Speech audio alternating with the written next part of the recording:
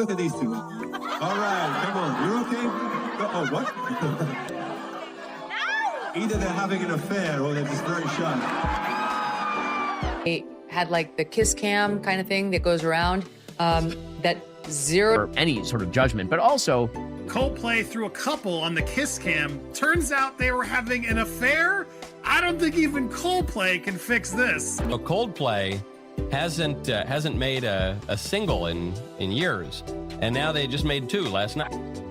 This isn't a good interview. Megyn Carrion, wife of astronomer CEO Andy Byron, has sent the media into a frenzy with a series of shocking revelations about what she knew and when, about her soon-to-be ex-husband's now infamous affair.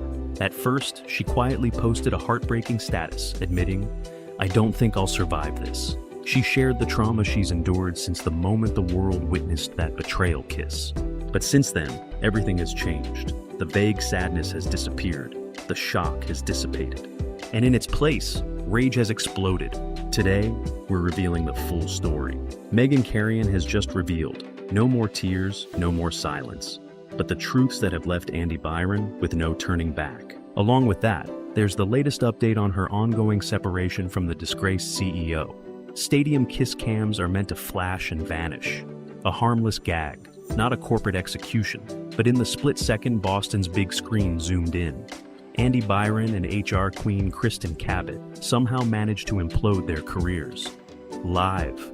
He slung an arm around her like a high school crush. Their fingers locked in a gesture no policy manual could defend. She leaned in, then froze as 60,000 strangers and a tidal wave of cameras stared straight into her soul. Byron dipped his head, that instinctive crouch of a man mid-crime, right as Chris Martin dropped the line that would detonate the whole arena. Either they're having an affair, or they're just very shy. The crowd roared louder than the opening chords. From nosebleeds to VIP skyboxes, phones lit up like fireworks. Within minutes, TikTok was flooded with slow-mo clips. Reddit sleuths built multi-angle timelines.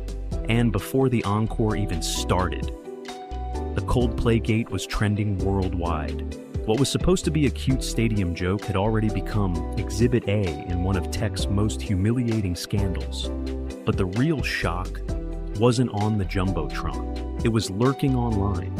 In an apology so smooth, so surgically crafted, you'd think it came from a PR robot with a PhD in damage control. Before the confetti even hit the grass, a gleaming statement from Andy Byron dropped on X, drenched in soulful buzzwords about privacy shattered, and capped off with a desperate Coldplay lyric from Fix You. It looked sincere, polished to perfection, corporate remorse, press release punctuation, and of course, a shiny little blue check for the air of credibility. TikTok duets chanted it like scripture, reaction. YouTubers read it like a funeral eulogy, and in group chats across time zones, screenshots ricocheted faster than the bass drop in the encore. But just 8 hours later, a second apology appeared, and that's when things really started to burn. Same name, same profile picture. But this time, no remorse. Just a smug swipe at Coldplay's retired set list and a final line that basically sneered. The internet recoiled. Was the first apology real? Was this one a hack? Or worse, was this the truth? Comment sections went thermonuclear. Fan pages brawled like it was the Hunger Games. Fact-checkers dug into post headers, but the algorithm had already chosen its god, chaos. Because online, sincerity and sarcasm get equal love, if they're first and they're fiery. By morning, news anchors were quoting one post, then retracting, then quoting the other. Every contradiction, more gasoline, every repost, fresh outrage. And while millions debated the punctuation in two dueling digital apologies, one person made the quietest move, but the loudest statement. Just one soft click on delete was all it took to flip the entire story upside down. While the internet obsessed over commas and quotes, Megyn chose silence over spectacle and began a digital amputation. 1 minute, her Facebook bio read, Megyn Byron. The next, Byron was gone. No sad caption, no vague emoji, just one clean surgical cut through 12 years of marriage. Hours later, the entire account disappeared. Then came Instagram, vanished without warning. And in a world hooked on oversharing, her quiet exit hit harder than any viral breakdown ever could. Because that vanishing act, it didn't scream, it whispered. And what it said was louder than every apology combined. She already knew. Friends later revealed what many had guessed. Meghan had seen the red flags long before the world did. She'd saved screenshots, flagged hotel charges that never matched Andy's so-called client dinners, even drafted a gut-wrenching post she never dared to publish. "I won't survive this unless the truth comes out." But instead of posting, she went silent. She hired a lawyer, and she waited until the kiss cam gave her the confirmation her instincts had screamed all along. The moment her last name vanished, Geiger's support Meghan exploded across the internet. What started as gossip shifted into laser-focused fury. No more popcorn takes, just digital solidarity in high definition. That quiet delete. It hit harder than any staged press conference, because in that instant, Meghan became the story's moral compass. And Andy Byron, a man caught running out of excuses and out of time. Because when a wife vanishes online, the next thing that shows up is usually evidence. And what Meghan had been collecting wasn't poetic or emotional. It was ice cold, time-stamped, and about to go public. It began with a single spreadsheet, anonymous, low-res, posted to Reddit at exactly 2:17 a.m. One column showed Uber charges matching the address of Kristen Kabat's apartment. Another tracked back-to-back hotel bookings, a block away from Astronomer's quarterly offsite. Within minutes, digital sleuths cross-referenced the data with Andy's keynote appearances and uncovered a mysterious 3-hour gap between sessions. Coincidence? TikTok wasn't buying it. Then came the Slack leaks. Screenshots of late-night messages like, "Need to de-stress after that demo, you free?" Harmless at first glance, until you stack them beside those hotel invoices. A follow-up text, "Room 722 again," erased any doubt. Even the skeptics started connecting the dots. And then the dam broke. Expense reports labeled client entertainment, but filed on weekends. Corporate AMX charges at a boutique florist in Kristen's neighborhood. Like clockwork, every other Friday. Security badge logs added more fuel, showing the CEO and HR head swiping into HQ after midnight, just 15 minutes apart. The puzzle wasn't subtle anymore. The pieces fit too perfectly, too deliberately. Each leak landed with sniper precision. Just as outrage cooled, a new document dropped and reignited the flames. Mainstream media finally joined the chase, but TikTok detectives were already miles ahead, stitching Google Maps routes, concert seat maps, and LinkedIn travel selfies into a full-blown forensic docuseries. Hashtags evolved from Dichar and Coldplay Gate to Chash Receipts on repeat.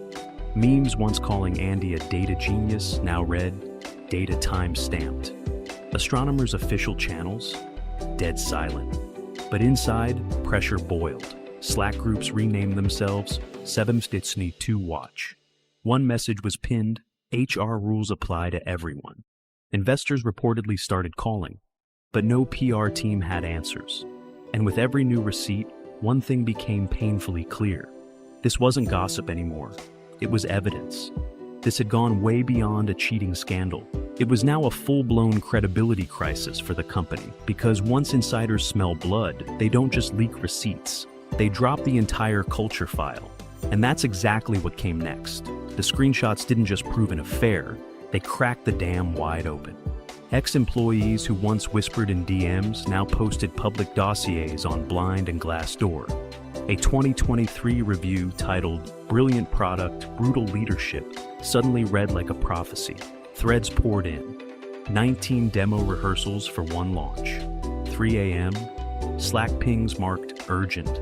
Quarterly goals so extreme they came with burnout disclaimers. One former engineer even dropped a screenshot of a private channel called Jan Stay Till It Ships, where Andy allegedly tracked green dots and shamed anyone who logged off before midnight. Then came the video. A shaky clip from an old all hands, Byron pacing like a wannabe TED speaker, quoting radical candor, before snapping at a junior dev over a single pixel being off. The internet lit up overnight. They called it Wojc's Kiss Cam Karma. And suddenly, everything clicked. The man who flinched under stadium lights had built a culture of fear where optics trumped substance.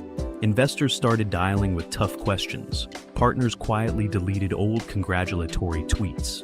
Recruiters hit LinkedIn with messages like, "Rough week? We're hiring." Inside Astronomer, morale flatlined.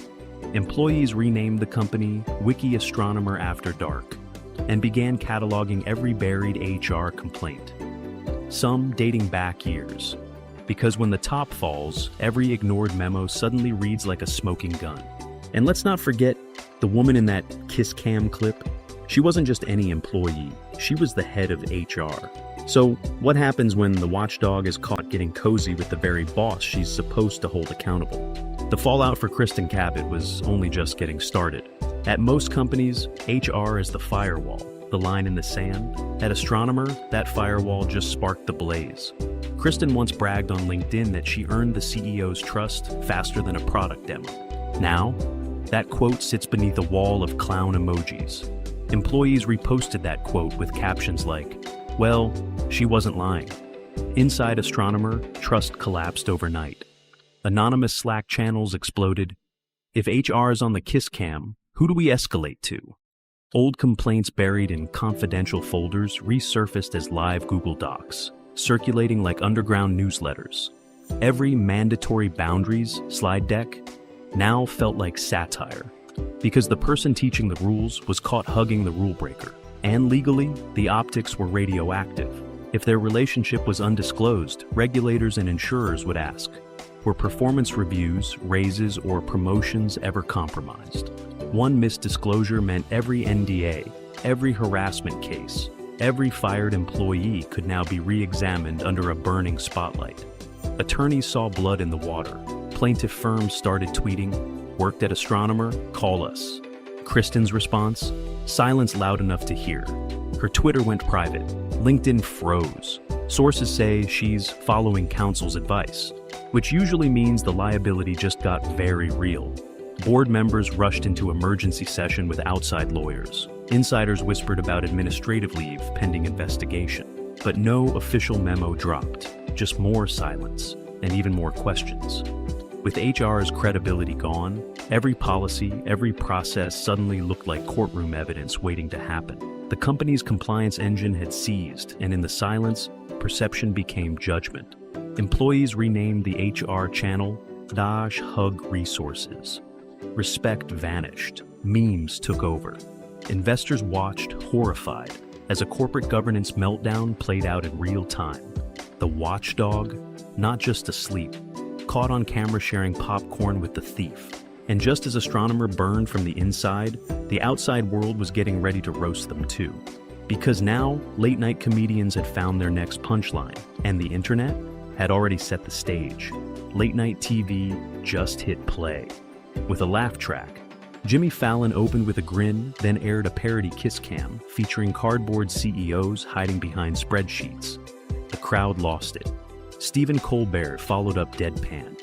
HR now stands for Hug Ready. Then rolled a montage of Coldplay lyrics rewritten as breakup emails. Within hours, SNL teaser clips leaked.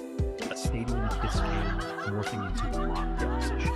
Kristen played as the compliance cupid, firing arrows straight into onboarding manuals. Each joke carved the scandal deeper into pop culture stone. And merch sellers, they smelled blood. Etsy blew up, Coldplay Gate hoodies, Fix You mugs, and stickers of Andy ducking with the caption, "Algorithm error." Hashtags shifted. Orange's H-romance trended fast. Meme accounts paired the hug with stock workplace training slides. Even Elon Musk jumped in. Live by the data, die by the kiss cam. Instantly viral, the jokes made it stick. Facts fade, but punchlines repeat until they feel like truth. And each joke made Astronomer's silence look less like strategy, more like guilt. But inside those glass walls, that silence was cracking. Because once the laughter fades, shareholders start planning exits. Silence can buy time in the press, but inside a company, it's a ticking bomb. 48 hours after the kiss cam exploded, Astronomer's board finally blinked, dropping a cold 8-line press release. Andy Byron was out, effective immediately. No thank yous, no next chapter. just a VPN-wiped email that bounced, mailbox full. Kristen Cabot, placed on administrative leave, pending independent review. Lawyers speak for who gets tossed overboard first. Stepping in, co-founder Pete DeJoy. Title, Interim CEO. Mission, Stop the Bleeding. No town hall, no pep talk. First move, freeze spending. Then hire a crisis PR firm so pricey, their invoices come with carbon offsets. Then came the investor call. 5 minutes of calm, followed by 30 of chaos. Enterprise clients demanded answers. Who was signing compliance docs while HR played date night with the CEO? Behind the scenes, Astronomer's valuation quietly dropped 9 figures. Competitors pounced with job ads like, for engineers tired of midnight Slack pings. Inside, the power vacuum turned into war. Finance wanted control. Product wanted vision. Legal just wanted someone who wouldn't end up in depositions. Friday's all hands, a Q&A bloodbath. Will reviews be rerun? Who investigates HR? Are bonuses still coming? DeJoy's answers, half legal, half empty, and no one left reassured. By Monday, LinkedIn showed a 300% spike in updated resumes. And the final punch? The data-driven company was now flying blind. Its analytics wizard gone, and with him, the trust behind every metric. All of this because of one 30-second hug on a stadium screen. So, what's the real cost of a moment like that? And could your CEO be next? Stick around. The final dots are about to connect. One hug, one stadium, and $1 billion empire cracked in seconds. In 2025, image shatters the moment integrity slips. A CEO's persona, gone. An HR chief, now a legal risk. A wife's quiet name change, louder than any press release. Receipts crush spin, memes triggered market panic, and silence spoke volumes. So next time you see a kiss cam, remember, every Zoom is a loaded weapon, and every public moment can become Exhibit A. Power doesn't hide in boardrooms anymore. It hides in plain sight.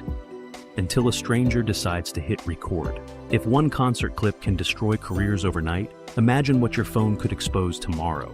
Want the next breakdown before it breaks the internet? Hit subscribe, ring the bell. The algorithm's already buffering its next viral implosion. Thanks for watching till the end. I love you.